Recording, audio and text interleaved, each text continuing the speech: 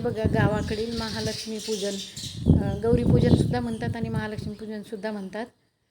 आणि हे आहे नैवेद्याचं ताट. यात आम्ही 11 पुरणपोळी आणि गणपती बाप्पाला 2 पुरणपोळ्या, असं आमची परंपरा आहे पहिल्यापासून आलेली नैवेद्याची. हे आहे आमटी, दूध, कढी, 16 भाज्या असतात, कुरडई, पापड, भात वगैरे असं जेवणाचं ताट आहे.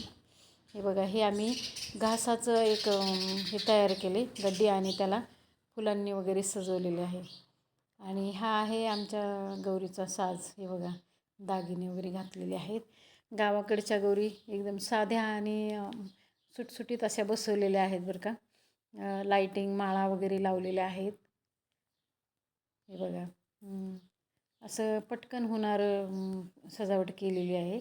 आणि समोर हे ठेवलेलं आहे ते गावामध्ये चालणारे व्यवसाय किंवा गावाकडील बायका दळण वगैरे कसे करतात, या सगळ्या मूर्तीच्या माध्यमातून मी दाखवण्याचा प्रयत्न केला आहे. बघा, हे आणि ही फराळ वगैरे ठेवलेला आहे. हे बघा, आणि फळं मांडलेली आहेत समोर. असं आमच्या गावाकडील म्हणजे घरोघरी महालक्ष्मी पूजन केलं जातं बरं का. महालक्ष्मीचं जेवणाच्या दिवशी असं जे प्रत्येकाच्या जेवणाच्या वगैरे पद्धती वेगवेगळ्या आहेत, परंपरागत आहेत. कशा वाटल्या महालक्ष्मी नक्की कमेंटमध्ये सांगा.